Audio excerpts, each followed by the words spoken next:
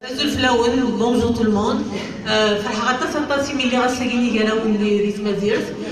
Pour plusieurs raisons. D'abord parce que ce genre d'initiative, il se fera toujours.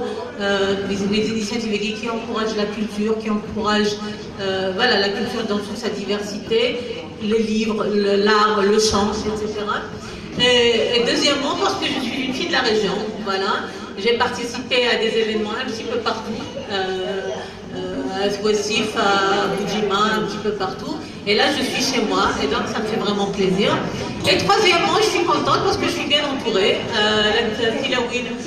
Combattantes, des femmes combattantes, aux combats diversifiés, qui ont pris part, qui se sont forgées un chemin, un destin, etc. Et je suis contente d'être parmi elles pour qu'elles nous parlent de leurs expériences et de leurs combats. وقبل السكر اول قبل السكر اصوات المسليك في الاكسبيريونس نسيت في القديش نسيت او ندخل une petite présentation في الكومبا des femmes. Et le combat des femmes, d'abord, c'est vrai que c'est un sujet très vaste. Le combat des femmes dans l'histoire, c'est un sujet très vaste parce qu'il traverse les époques et il traverse aussi les nations, les frontières. Les femmes ont toujours lutté pour se faire une place dans la société, quelle que soit cette société. Parce qu'on a tendance à dire la femme elle est opprimée, etc. Et on pense que sous d'autres cieux, c'est mieux. On pense que par exemple en Occident, c'est mieux. Or, même en Occident, il y a eu un long combat pour arracher les droits les plus infimes, les plus élémentaires exactement. Et le combat, il continue. Donc les femmes, elles ont lutté sur trois fronts. D'abord, en général, elles prennent part au combat de leurs frères hommes, c'est-à-dire contre le racisme, contre le colonialisme. Aujourd'hui, on les voit dans d'autres combats, par exemple pour l'écologie, etc. Mais à côté de ce combat-là, non seulement elles se battent auprès des hommes contre un oppresseur, mais à cette oppression-là étrangère s'ajoute l'oppression de leurs propres frères, souvent. Je vais parler de ça en général. Donc souvent, on lutte pour une cause. Les femmes, elles ont été exclues de la cause. Un autre combat supplémentaire pour s'affirmer, pour se faire une place. Il y a le donc les droits les plus élémentaires, et en plus de ça, il faut lutter contre les mentalités. Quelquefois, même quand les lois changent, les mentalités ne suivent pas. Et c'est ça qui est triste. Donc les droits les plus élémentaires, l'instruction, le droit de vote, le droit d'avoir des biens, d'être propriétaire, tout cela a été le fruit d'un long combat, y compris, comme je l'ai dit, en Occident. Par exemple, je vais vous parler de Grande-Bretagne parce qu'il se trouve que je suis angliciste de formation, j'ai suivi des études en lettres anglaises, et en plus parce que je crois en l'ouverture, je crois qu'on ne doit pas se confiner seulement à nos horizons, il faut chercher des horizons plus ouverts, plus lointains. Donc par exemple en Angleterre, est-ce que vous savez que les femmes ont obtenu le droit à posséder des biens en 1870, seulement en 1870, au 19e siècle, qui est une date relativement récente. Avant 1870, les femmes mariées n'avaient pas le droit de posséder quoi que ce soit. Tout ce qu'elles avaient, y compris ce qu'elles ont obtenu par leur propre effort, ou ce dont elles ont hérité de leur père par exemple, ou ce qui leur a été donné, etc., devient systématiquement la propriété de leur mari. Elles n'avaient le droit d'obtenir quoi que ce soit. Ça, c'est en ce qui concerne le droit à la propriété. Pour l'éducation, c'est pareil. Alors, je vais vous donner des exemples connus. L'exemple de Cambridge et d'Oxford. Vous connaissez tous Oxford et Cambridge, qui sont des universités très prestigieuses, aujourd'hui encore des universités très prestigieuses. Ces universités-là ont été fondées au Moyen-Âge. L'université d'Oxford a ouvert ses portes en 1167. Et l'université de Cambridge a ouvert ses portes en 1909. Mais les femmes ont commencé à être admises dans ces universités qu'au XXe siècle.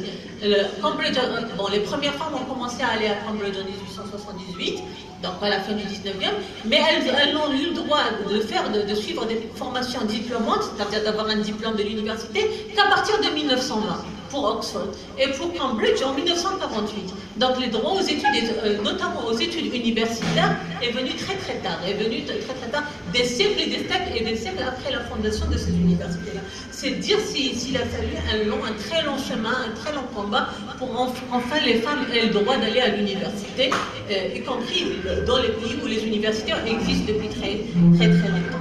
Et puis il y a eu le le droit de vote qui a commencé notamment au 19e siècle, là encore, notamment en Grande-Bretagne. Il a commencé à la fin du 19e, pardon, et au début du 20e, il y a eu, en 1903 notamment, il y a eu le mouvement là pour ce qu'on appelle les suffragettes. On appelle le mouvement des suffragettes, tout simplement parce que des femmes qui demandaient droit au suffrage, droit au vote, pour que les femmes prennent droit au vote. Et là aussi, c'était pas évident, et ce n'était pas gagné d'avance. Aujourd'hui, ça nous semble élémentaire, le fait d'aller à l'université, le fait de voter, ça nous semble évident, ça n'a pas toujours allé c'était pas toujours le cas. Donc, et les femmes ont parfois payé de leur vie ce combat-là. Par exemple, il y a le cas de Emily Davison, qui était une suffragette justement, qui militait pour le droit de vote.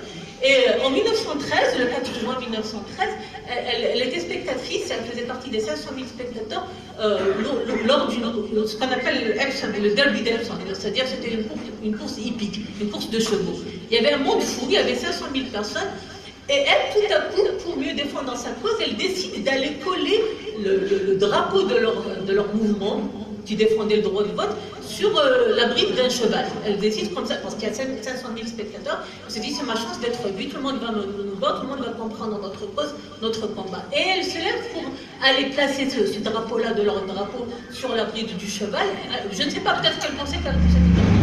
Or, la course n'était pas terminée et elle se fait écraser par le cheval qui venait derrière et elle meurt de ses blessures. Je vous donne cet exemple-là pour vous dire que souvent on réduit le combat féministe à, je ne sais pas, des petites manifestations de rue, etc. Il y a des femmes qui sont mortes pour ce combat-là, pour avoir les droits qui aujourd'hui nous semblent élémentaires. Et bon, ça, je vous ai donné l'exemple des exemples de Grande-Bretagne, mais c'est le cas partout.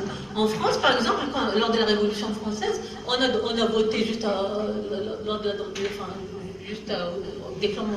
du déclenchement de la Révolution française, on a voté la déclaration, vous le savez tous, la déclaration des droits de l'homme et du citoyen. Mais la déclaration des droits des femmes et de la citoyenne a été votée plus tard. Il y a une femme qui s'appelle Olympe de Gouges, qui a rédigé cette déclaration des droits de la femme et de la citoyenne 2 années après la déclaration des droits de l'homme. Voilà, parce qu'elle sentait que la femme était exclue. Donc la Révolution française était censée libérer tout le peuple, mais elle n'a pas libéré les femmes. Il a fallu que la déclaration des femmes suive plus tard. Et Olympe de Gouges a été guillotinée. Elle est morte. On ne l'a pas guillotinée on ne l'a pas guillotinée à cause de la déclaration de la femme et de la citoyenne.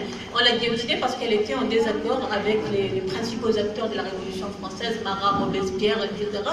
Donc on l'a guillotinée. Mais ce qui est intéressant, c'est que lors de son procès, on n'a pas critiqué seulement ses idées. Il était pour le fédéralisme, pour un ami. On a commencé à critiquer sa vie de femme. C'est-à-dire que c'est une femme impudente, au lieu de s'occuper de son ménage, elle s'occupe de politique, etc. Et le procureur, s'il vous plaît. Et le procureur a exhorté les femmes, a conseillé aux femmes de ne pas suivre son exemple. Ne suivez pas l'exemple de cette femme-là, qui est donc, on l'a présentée comme une sorte de femme peu recommandable, parce qu'elle se mêlait de politique, parce qu'elle avait des écrits politiques, etc. Et souvent, les femmes qui militent ne militent pas seulement pour leurs idées, ils doivent aussi se battre contre ce genre de préjugés, contre ce genre d'accusations. C'était pareil pour Simone de Beauvoir. Je suppose que vous avez tous entendu parler de Simone de Beauvoir, qui est une icône du féminisme, et qui est connue pour son livre intitulé Le deuxième sexe, publié en 1949. Le deuxième sexe étant bien sûr la femme telle qu'elle est vue traditionnellement dans une société patriarcale. Et donc elle décortique les origines de ce préjugé envers les femmes, etc. Elle donne des raisons historiques, des raisons biologiques, etc. C'était un livre vraiment qui avait révolutionné la pensée, qui avait ébranlé la pensée patriarcale. Mais quand le livre est paru, on ne l'a pas seulement attaqué sur ses idées, on s'est mis à l'attaquer, on l'a encore dans sa vie de femme, etc. Voilà. Et ça encore, ce genre de préjugés.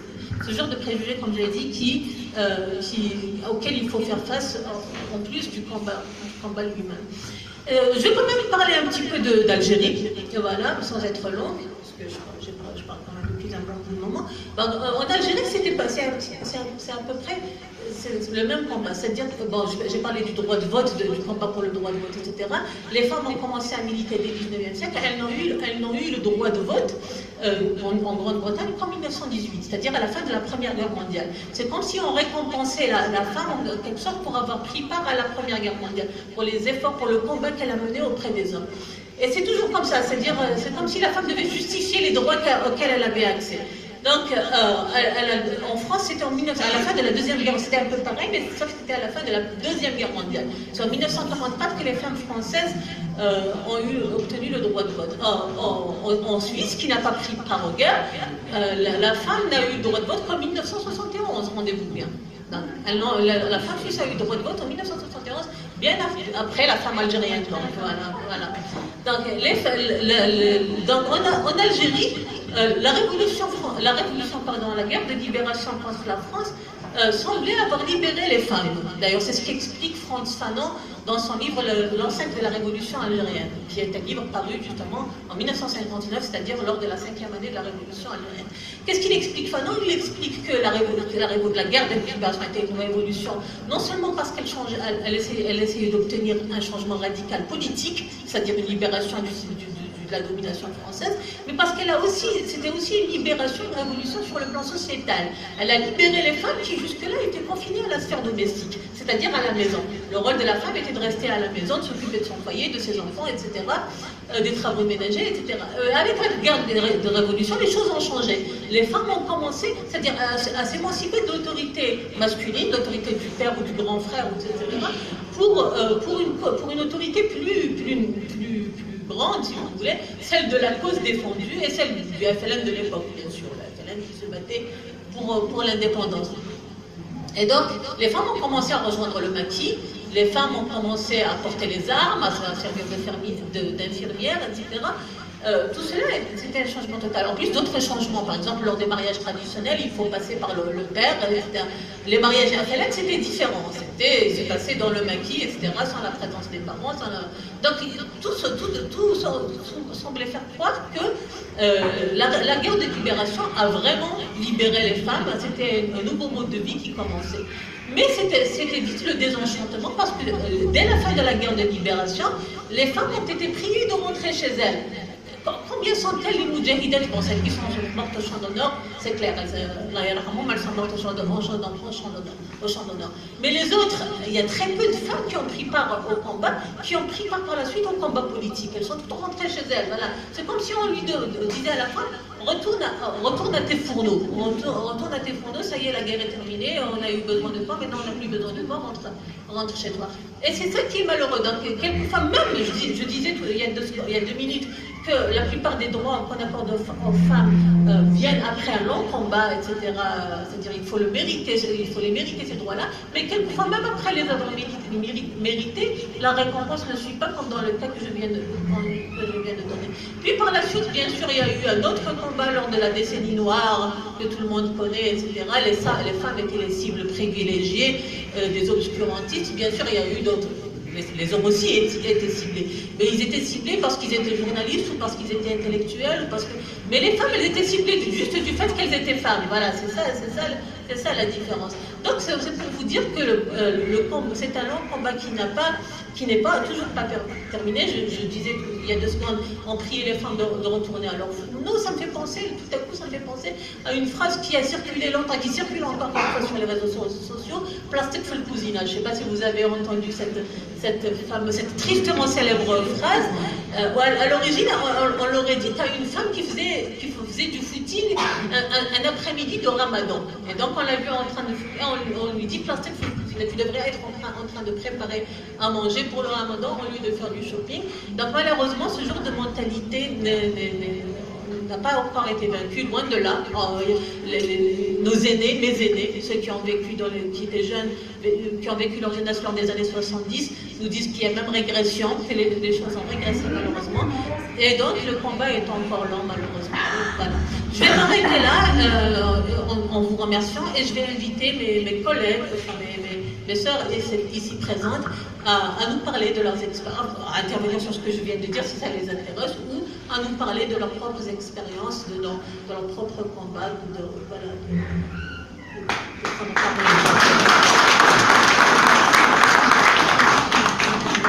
Exactement. Donc on va commencer par notre doyenne, la doyenne ici présente.